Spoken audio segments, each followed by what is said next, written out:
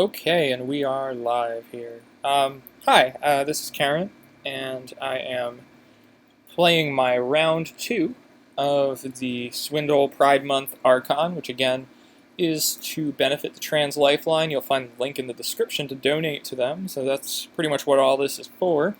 It's going to be a best of 3 Archon match. We have to use a yellow or green Archon for this round. We're working our way through the rainbow, so Roy G. Biv. Anyway, today I'm going to be taking a little bit of a risk here. I'm going to play a rush deck that I want to give a competitive chance. I have a more proven Archon deck called Oakhorn, which is probably my best Worlds Collide at the moment. I'm going to play a Mass Mutation rush deck named Shelly in order to see kind of how it does competitively. It hasn't had the chance. It might go very well or it might go very poorly. It's very much like a matchup kind of thing here. Okay. And we are going to hop into this game. Password is 5. Yeah, let's hope that this goes well. This deck definitely deserves a chance in true competitive environment, though, so this is a nice kind of stress-free place to test it. Okay, good luck and have fun. So let's look at what they're playing. We've got triple cutthroat research, not exactly what we want to see here. We've got an Eddie, Dr. Millie, the Shadows. We've got a too much to protect, which is the opposite of what we want to see here. Quixel, this is not the worst for me. My creatures are good, but not vital. I don't know. The too much to protect is a problem, but it's only one card. And they don't have too many ways to archive it, other than the Dr. Millie and the Eddie. I don't have artifact control in this deck, but it also has an encoder and multiple ways to archive a bunch, so I can actually be on the better side of the Quixel if he plays it. Mummy has a good deck. I remember seeing it multiple times, so got a Ronnie. Trust no one. Something to watch out for. Okay. The cutthroats are going to be, honestly, more of a problem than the too much to protect in some ways, because it could be so consistent. We've got a first turn eclectic, which is always nice.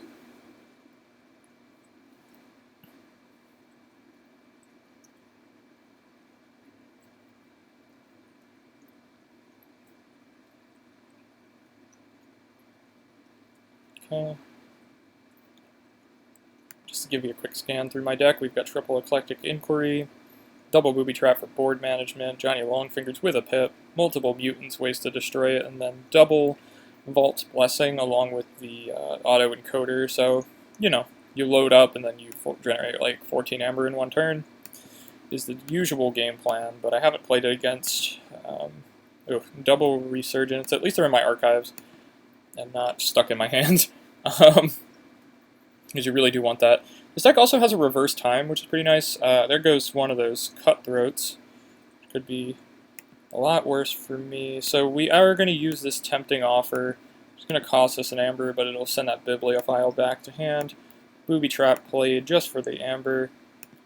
We'll put a nexus out and then capture the amber onto the nexus from the Master Mindy or Master Mindy. I've seen some debate there. Okay, so we're hoping for kind of like a late Quixel Stone. Boop, there it is. Okay. Could be worse, could be worse.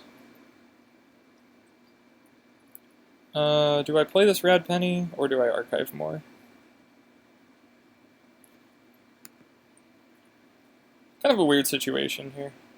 I do have a Seeker Needle to eventually pop it, but being the one who's Quixel locked is not exactly ideal. But I think stealing one is pretty good here. And I can knock it out with a damage enhancement if I'm lucky. It's also a mutant, so it'll make my Vault's Blessings live. One cutthroat is gone. Which is Rushing is going to be really hard against this deck, just with the... I probably could not have seen a worse deck. I'm going to try to just archive and check at 6 here. Because I can very quickly then check at 6 again. Next turn. That'll raise cost to 7, which is brutal. And then the capture via Xeno training, okay.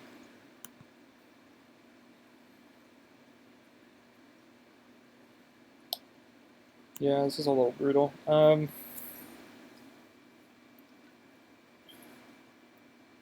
could hope that they don't have too much to protect this early. It's quite likely they have a Shadow's Hand, though, at this point.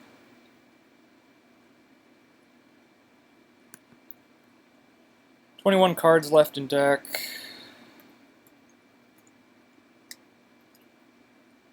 One Cutthroat gone. If there is a time to rush, it would be now. I think I'm going to go for it.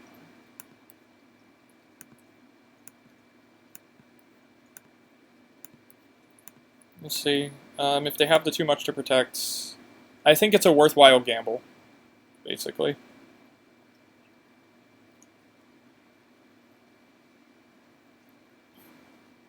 Yeah, of course they have it. Of course they have it.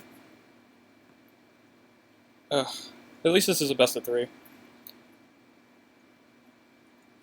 I still kind of stand by that, as frustrating as it is for that to go down that way.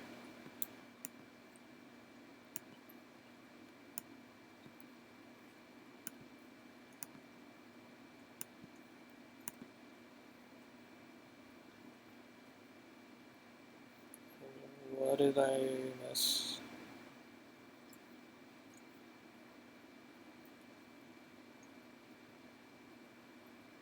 Oh god, my guy gives it skirmish. Oh, that's brutal. My own guy gives it skirmish. That's so dumb.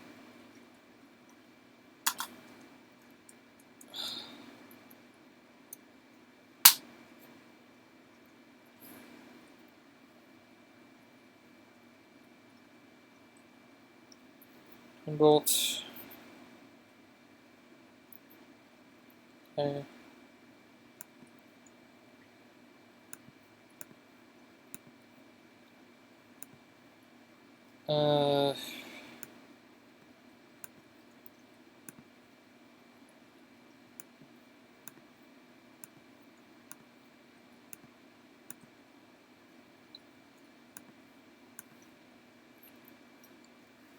You know, the early Quixel kind of did it more than anything else here. Which I really, well, I had late encoder. I'm trying to think of ways I can win this game in the rest of our match here, because that's the trick here. We know that this game is not going my way. Oubliette to purge Kirby, trust no one for 2. I do forge a key, at the very least. Subtle chain to discard Neurosiphon sucks. I think I'm kind of just screwed. We'll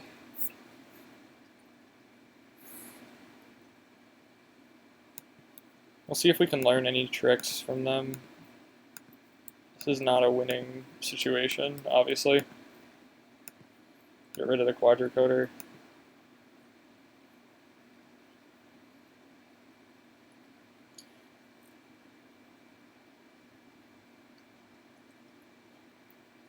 Kind of like, I feel like a lot of the game just hinged on them having the too much to protect, which is fine. It's kind of like what you do when you play a rush deck. It's just kind of, you know, the situation.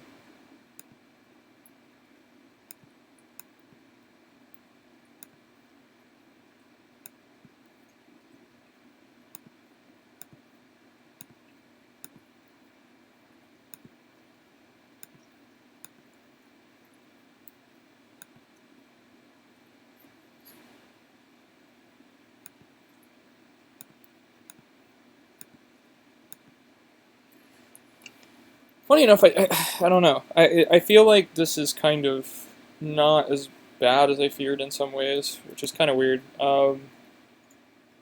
Like, if he doesn't have that too much to protect, I feel like I can win. And that it was the right chance to... It was the right thing to gamble it. Yeah, I don't know.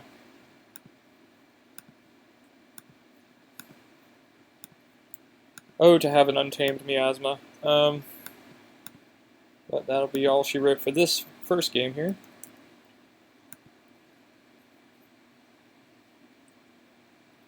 Okay, so I want to go first because of the archivey stuff here. I also want 2 chances at pulling an encoder.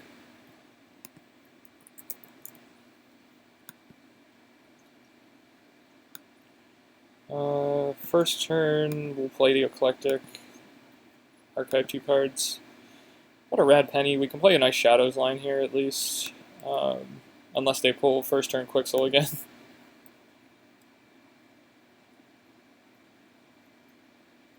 Pestering Blow, Hidden Stash to archive a card.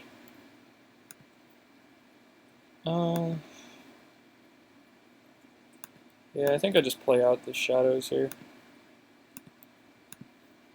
Nothing too fancy. Capture 1 on here. This deck can steal actually pretty efficiently. It can also rush very efficiently, so it seems like it would be in trouble against something. Dr. Millie. I just, I mean, don't get me wrong, I'm playing a very good player with a very good deck. But I really do feel in this moment that I'm low rolling, which sucks. We have 2 mutants. I could play the reverse time and really milk this hand for a ton of mutants, but I don't think I actually want to rush that high. So I think just doing this to go to 8. Because he just archived 4 cards, even though we're not that deep in the deck, I don't think we want to see that. I can also switch my discard pile and my deck here, which will give me double resurgence with all the mutants and the Vault's Blessing. So I think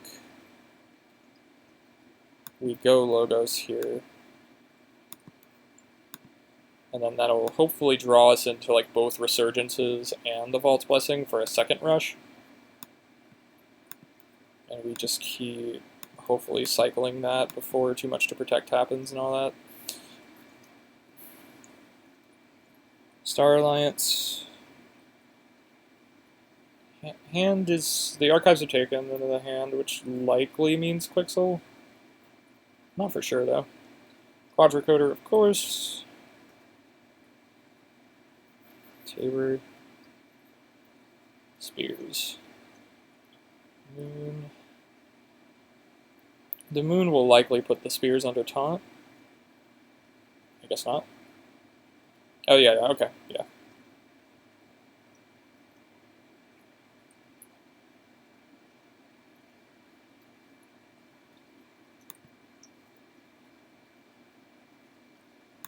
Yeah, the funny thing is in some ways I might rather them play the Star Alliance. But I don't think that is wise to let Spears and a Tabor go off, so we'll kill all of that. We have Elusive and Skirmish here, so we just can't kill this at the moment. Quadricoder is absolutely brutal at this moment. Okay.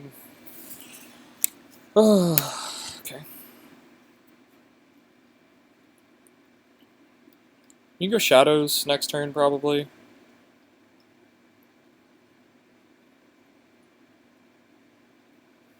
Rad Penny is purged.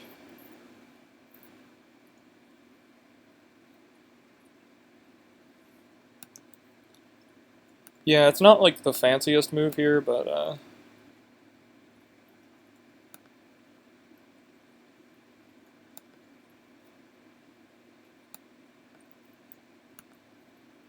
because Nexus can me get them off key. And also check at 7. We'll likely run into a Ronnie at this point, but oh my god, the Vault's Blessing. Final card. Final card.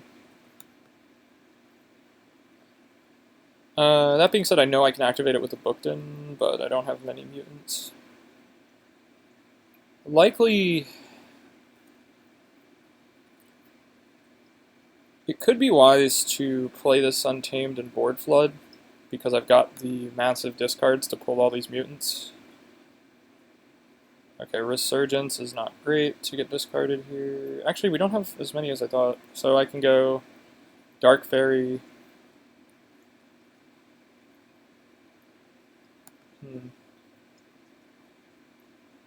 Subtle Chain steals one. Chain Gang.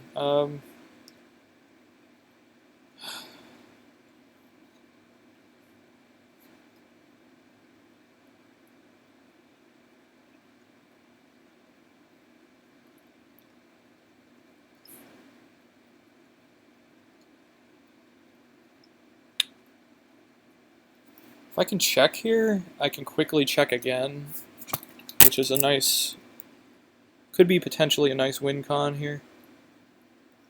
I do give up the effectiveness of my Resurgence, but I think it's pretty crucial that I check here.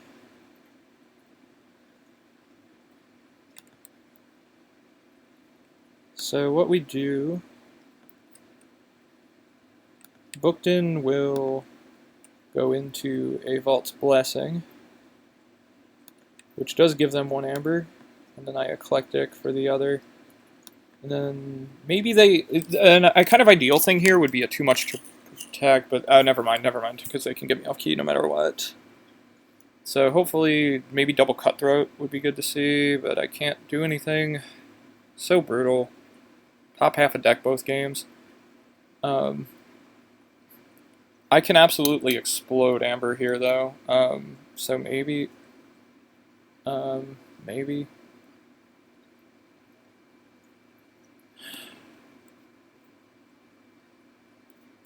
It is honestly like frustrating. That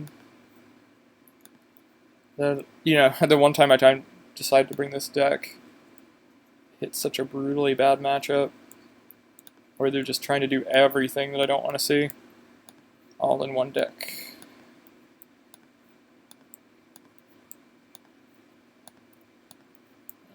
I don't really have another choice. I'm sure they'll double Cutthroat me, and I can't do anything, so that'll be it. Yeah, I can't do anything. I guess I could try to play the bot Bookton.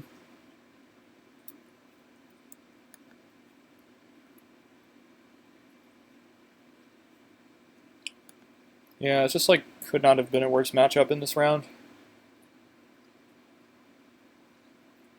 I don't even feel like I did anything poorly.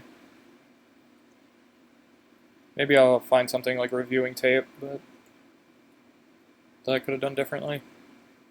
But it just feels like their entire deck is set up to punish Resh, and I brought a Resh deck. There's a pause here. I mean, I doubt it's meaningful, and I guess if they don't kill the Fandangle, I could technically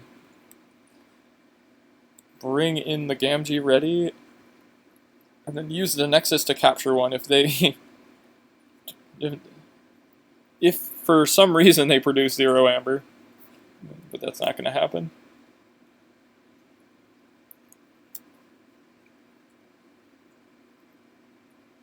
The early too much to protect in both games. Like in order to get these games, I needed them to not have it. And they had it, both times I was able to rush.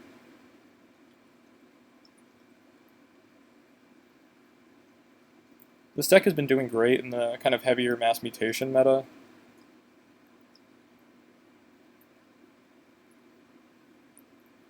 But Yeah, against like Anti-Rush, Worlds Collide. Not what the doctor ordered for this one.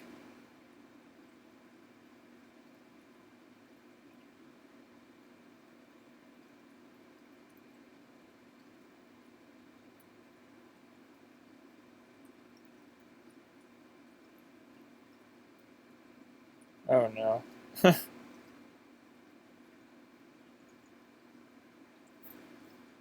Well, um,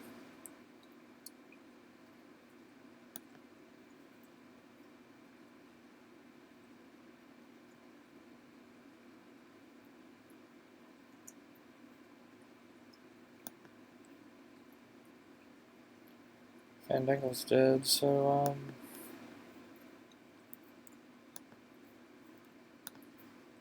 yeah, didn't get auto-encoder in either game either, which feels very unfortunate. Eclectic Inquiry to archive 2 cards that don't... Johnny Longfingers would have been nice, especially with this hand. Yeah, I don't know. I think that I can win this. It's definitely unfavorable for this deck, but I think some unfortunate hands happen too. But I also think, he played great. Leaned into what the deck does well, which is, raising costs with the Quadricoder, punishing Rush with the Cutthroats, and also just kind of keeping things subdued in general. So, in that way, it becomes a kind of control deck in just, it's preventing your ability to really play aggressive Keyforge, and then it locks down with the Quixel. So, at the very least, I got to feature a very cool deck on my part and their part. So, I'm happy to see that. I'm happy to give this deck a chance competitively. I still don't know about it. I think it's super strong as a rush deck. I think it's super strong in general, like when it has its matchups. Something like this, it's hard because it's like, how common is something like this that is, so efficient at punishing Rush? I know there's a lot of like Saurian anti-Rush. This tends to be kind of great against that, because it has like the Tempting Offer.